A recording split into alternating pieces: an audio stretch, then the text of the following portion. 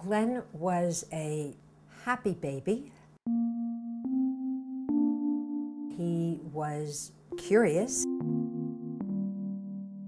He was slow to develop, so we went through an enormous period where we hoped that some of the behaviors that were not consistent with normal developmental milestones would work themselves out, and that there would be just a matter of maturational differences. Unfortunately, that was not the case. We lovingly worked with Glenn. We put him into special schools. It was a long road through other placements in which Glenn really didn't fit in. These other placements were not suited to address the totality of his special needs. Because of the need for the best placement, he spent 6 years in a hospital.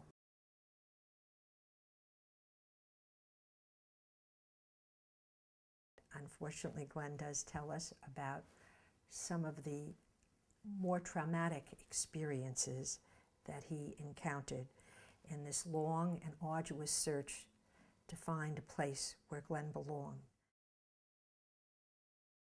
I was impressed by the depth of their understanding and appreciation of why some of his problems may have been exacerbated, what his needs were, and the conclusion that in the proper setting, Glenn could live in the community, and how right alternatives was and is. Now that Glenn is here, the description that comes to mind is that this is a bird who's been set free and released from a cage. The beauty of what alternatives did was to hone in on areas of interest to him.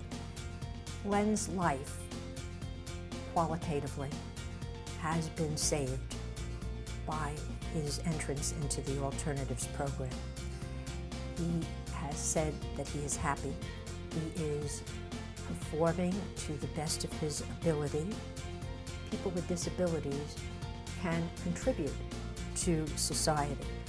I would like to see people with disabilities able to enjoy more acceptance and be given the opportunities to be more productive in their community. Alternatives has been committed to that goal, and I see alternatives as the prototype for the way that people with disabilities should be treated in this community and in this world.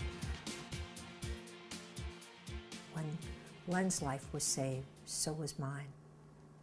As I deal with some life-threatening problems at the moment, my greatest source of comfort is that if something were to happen to me, or eventually something were to happen to both of us, as death is inevitable, that this is where Glenn belongs, and that I can have some peace and comfort.